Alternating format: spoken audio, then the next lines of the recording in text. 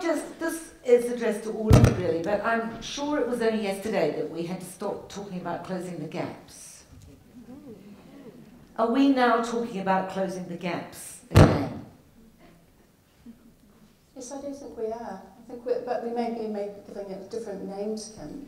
But I do think that it is about saying these are the things that we hold as being fundamental to who we are and how we are as a country. And for children, these are the things that we will ensure that all children are able to have. It is right that every child in New Zealand should be able to read and write. It is right that every child should have shelter and food and family community. These are fundamentals that we hold strongly as New Zealanders. That's the gap. In the past, I think what's happened, though, is that we've seen the gap as being relative to other population groups. What we can do by working together is to say what it is that is our identity as a nation and what we will work together to ensure that every child has. It's that gap that we're now coming back to. But by the emphasis on Pacifica and on Maori, you're not saying it's everybody's problem. You're saying it's that problem. It is that problem, but it's a problem to do with equity rather than equality. So equality is saying everybody's the same. With equity, we're saying, like with the glasses here and the jugs of water.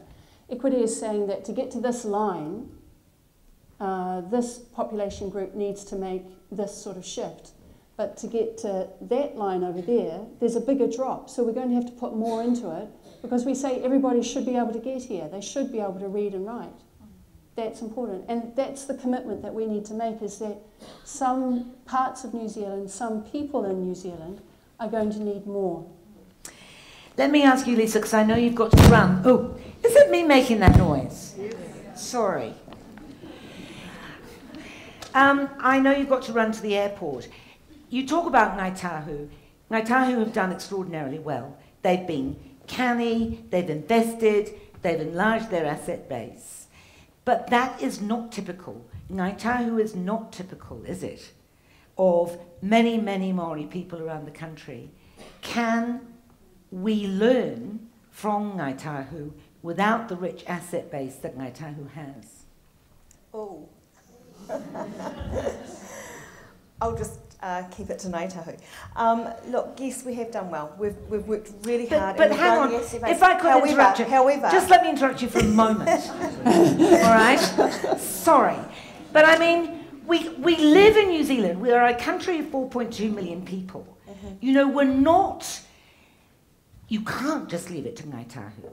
No. However, I have to say, our statistics are pretty abysmal. The amount of Ngāi Tahu children in care is abysmal.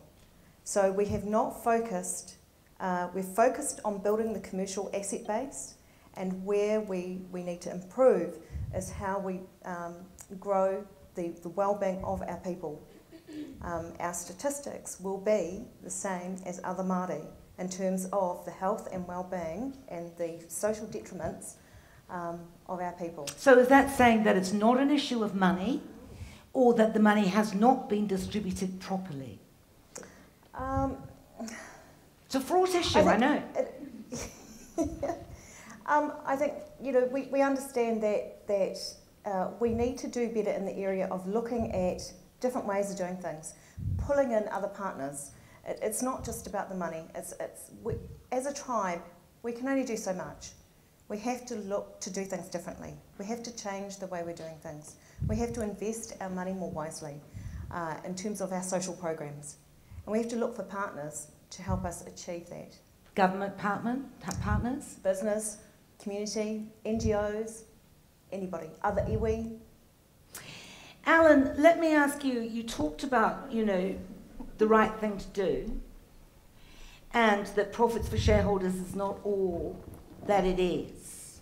So what do you say to shareholders to persuade them to accept lower dividends now in return for a community benefit?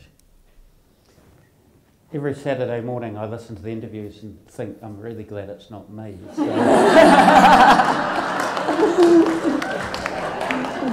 And now I'm regretting agreeing. Look, I think there is a change in shareholder attitudes, which is while there is still the pressure on the quarter and the earnings and the dividend, I think there's a growing realisation that you're talking about medium and long-term returns.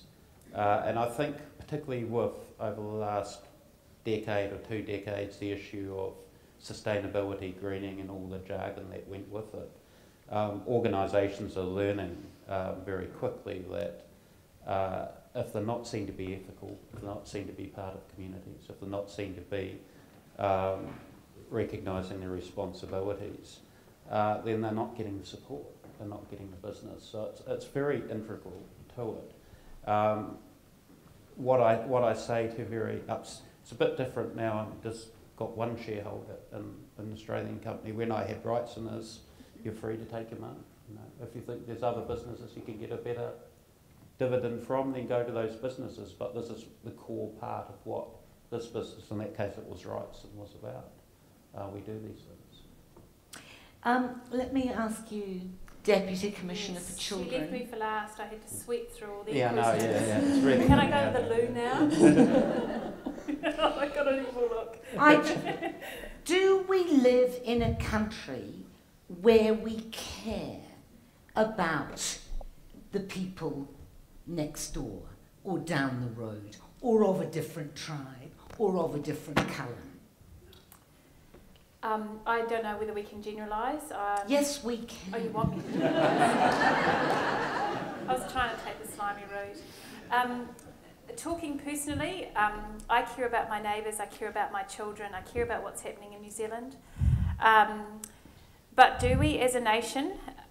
One of the really interesting things that is happening in some of the conversations is some people are talking about we can actually start applying for we might be able to start applying for international aid funding, because some of our areas are could potentially meet some of the criteria. So we could have donor countries actually helping us out.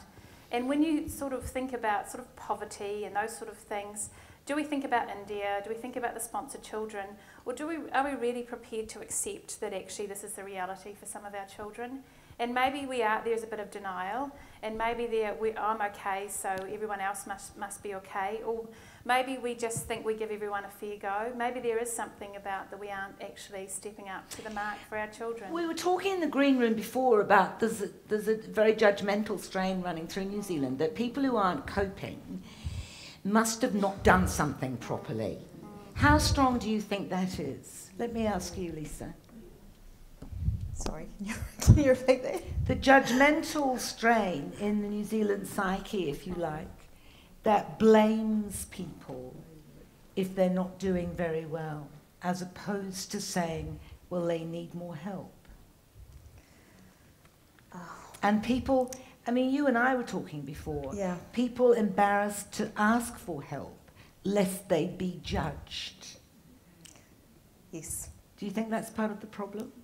Yes, it is. I think that is part of the problem. I think what we're seeing, well, I can only talk from where I live in Canterbury. People are accessing services. We're not keeping them there. For one reason or another, Māori, Pacific, are not staying in early childhood education. They're not staying connected to health services. So there are some obvious barriers that are there. We just need to understand what they are. You know, we hear this thing. They're not accessing, or they can't get access, or they're not engaging. But they are engaging, they're just dropping off. Why? Don't know. Any ideas about why? I knew you were going to look at me. No. What we find in a lot of the research around social services is, and again, and ECE is kind of a very universal service, so in theory everyone can go, is that those who are most need it or who would most benefit from it don't access. And we know the reasons for that are varied. There are things happening within families that means they're transient, which means they're hidden from services, which means they don't know where to connect. There's a lot of perceptions around services that they'll be judged, that they won't be understood, that their information will be shared, they will have their children taken from. There's a lot of reasons to hide from services. And then there might be the experience of the services themselves, having heard what happened or having had poor experiences as well. And in some ways we just don't make it easy for people. If you have to get on 2 buses to go somewhere and you're on a low wage and you've got 3 children in tow, how easy is it to actually do that? And a lot of our services do think about, I guess, service-centric rather than their consumer, you know, rather than the people that they're serving. So we have a lot to improve in that area about connecting with our most disadvantaged and vulnerable families. And Kim, some of it's not going to be rocket science, just as you're suggesting. Some of it's quite straightforward. So for early child education, for example, it's possible to get excited and to find a way to get children to the centre during summer. We can walk there, child and parent or auntie. You know, that's reasonably straightforward. Then when winter comes on, we don't have the car, we don't have enough petrol, we need to prioritise it. So the rocket science, you know, thing would be, you know, we need to look at the whole system. But actually, the solution could be something as simple as having vans. You know, having leased vans that we work out an arrangement to make it easier for the pickup to happen and the drop-off to happen. And in that journey, there may even be the chance to go through some learning, you know, go through some of the games and the songs that have been done, so you're reinforcing learning. You know, it could be very simple for so many things. But I mean, your last example that you were talking about, you know, the child centre and adult literacy became part of it. That sounded wonderful, and it sounded like it had grown organically, and it sounded like the people were really getting into it. Now, we, again, talking earlier, I feel like we're trying to reinvent the wheel every time we move. Yes. Can we apply that model elsewhere, or is it necessary to have grown organically out of the community in that way? I think the attributes are transferable. I think there are people, though, who are truly unique and leaders. And when they get up and they talk, not necessarily in a lovely big gathering like this, but it might be in a home or in a church gathering, then there's a firing up of the spark. I too can have something to do here. And you know, in listening to people tonight, I'm thinking about how we can show leadership in the grand gestures. But fundamentally, what Alan did was one man making a decision. The impact was on hundreds and thousands, and you did end up as a poster boy and such in that process. But it was a willingness to act.